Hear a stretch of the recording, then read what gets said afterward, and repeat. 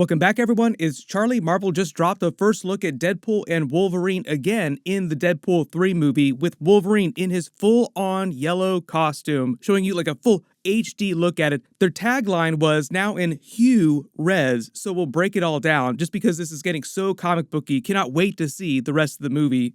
If you're brand new to the channel, be sure to subscribe to get all the videos. They'll be releasing a lot more first looks like this just because they're filming a lot outside, so things are going to get real crazy in the best possible way. Last time I jumped up. God, he's good. He's fast. He's too good. And he's mesmerized me. Oh. Really feels like this movie is going to be much closer to what people expected from Doctor Strange in the Multiverse of Madness. But as you can see, this yellow suit is based on the one from Astonishing X-Men, or closer to Astonishing X-Men than any of the other eras. The one you saw during the Wolverine movie, like that scene of him getting the yellow costume, that he never actually put on, was more yellow and brown, and it was based on a lot of the comic book costumes, but not any official comic book costume. My guess is that he probably won't be wearing the helmet all the time in the movie, just so his face is fully visible all the time, with the exception of some of the big fight scenes, like when Deadpool sees him for the first time. Like, you don't see where his helmet is in this, like it's not attached to his back or anything like that. And it's not totally clear which universe they're in during this particular scene, but they're outside a city in the wasteland of some kind. The theory is right now is that they're paying off the 838 universe story in the ending of Doctor Strange Multiverse of Madness, with the surviving Illuminati characters wanting revenge against Scarlet Witch and what happened during that movie. RIP to most of that team, so it's possible that a lot of the X-Men that are coming back in the movie are the more comic booky versions from that universe. Like, we saw a version of Professor X in that movie based on X-Men the animated series. They even played the theme song when he showed up. He used the yellow floaty chair, his suit and tie look similar to X-Men the animated series. So it makes sense if they're going to visit that universe again, and we see some of the other X-Men coming back, they'd be wearing more colorful comic book based uniforms too in that universe. But the entire movie might not take place in the 838 universe just because Deadpool is hopping around with Cable's time travel device, which they also confirm that Cable is not coming back for the movie. Josh Brolin's Cable will not be in the movie, but his time travel device will be a big part of how the movie plays out. But because Patrick Stewart is coming back again as another version of Professor X, either he's in a completely different universe when Deadpool is hopping around, or the universe that he goes to and pulls this Wolverine from is not the 838 universe. But for instance, Cyclops is coming back from those movies, James Marsden, and he'll be wearing a version of his suit based on X-Men the animated series again, the blue one, but without the yellow trunks, just still very close to X-Men the animated series. Same thing with all the other X-Men characters that you heard are coming back. Most of them are coming back, like Halle Berry's Storm will be close to her comic book uniform, Jean Grey. Ian McKellen Magneto's suit will be closer to his comic book suit. And based on comments that Elizabeth Olsen made this past weekend at a convention appearance, it sounds like she's also coming back too. I knew the movie would reference her in some way, wasn't sure if she was actually coming back, but now it actually seems more possible. Oh gosh, I just want to figure out the whole mutant thing.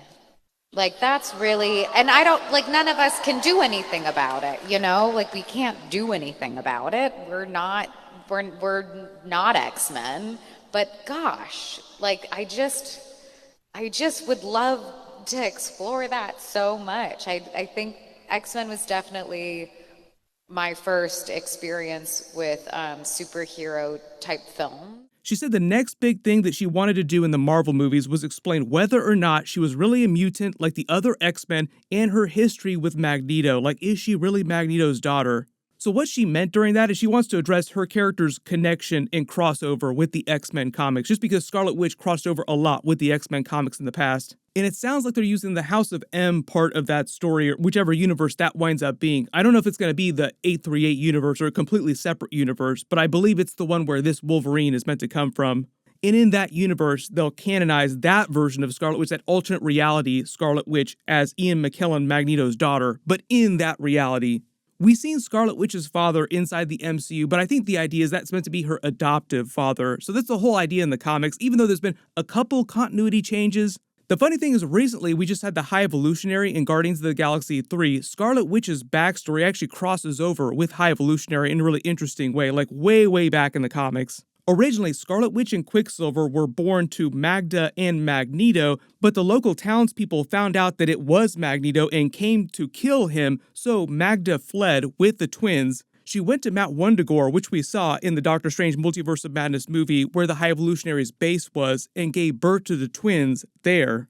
During the Guardians of the Galaxy 3 movie, we saw the humanimals, like the creations of the High Evolutionary, the half-human, half-animal hybrids. In the comics, Bova was one of his first creations. Bova helped Magda and the twins, and then once they were born, High Evolutionary was basically like, get out of here, you can't stay. So Bova took baby Quicksilver and Scarlet Witch and gave them to the Maximoffs, and that's why they have the Maximoff name, not the Lensher name for Magneto's last name. They were raised by the Maximoffs, they were their adoptive parents, and didn't learn about their backstory with Magneto being their father till much, much later. They almost got into that during the mainline X-Men movies before Disney bought out Fox, like when they introduced Quicksilver's character and he meets Magneto for the first time, like, oh, you seem kind of like a guy that my mother used to know. During that movie, he had two sisters, he had Polaris and Wanda. Told me you control metal. Hey. You know, my mom once knew a guy who could do that. I'm a princess. What are you? I'm the Wolverine. Go upstairs and bug your sister. But she bugs me. But the reason why they didn't go fully there was just because of the weird rights issue, and they'd already used Scarlet Witch in Avengers Age of Ultron, so it got a little bit crazy with the rights. Now it sounds like because Marvel got the characters back, they can actually fully address that now and pay it off in Deadpool 3 in some way, but it'll be Ian McKellen's Magneto they do it with, just because the age difference is a little more correct. Elizabeth Olsen also said that if they did do a version of her storyline with Magneto being her father, she would prefer that it be with Ian McKellen's Magneto, not Michael Fassbender. Oh, I'm gonna go with Sir Ian McKellen. The thing about that is, though, is that Ian McKellen's Magneto is just meant to be the future version of Michael Fassbender's Magneto, so technically that does make Michael Fassbender's Magneto her father, just a younger version of him. But as far as I know, he's not supposed to be in Deadpool 3. Like, the only version of Magneto will be Ian McKellen's Magneto, or an alternate reality version of him. But in Deadpool 3, the rumor is that in the alternate universe, Professor X and the X-Men originally wound up siding with Magneto in the Brotherhood of Mutants instead of fighting against them during the events of the first X-Men movie. Remember, during the events of that movie, Magneto was trying to forcibly mutate a giant portion of the world so the majority of the population would be mutants and they would reign supreme over regular humans. During the movie, Deadpool supposedly winds up trying to win over that universe's version of Wolverine, and ultimately it's that universe that Deadpool winds up causing the destruction of, and Kevin Feige also said that in addition to that, just like within the scope of Marvel Phase 6, Deadpool 3 would be a big tipping point with the Incursion storyline leading up to Avengers 5, Kang Dynasty, and Secret Wars.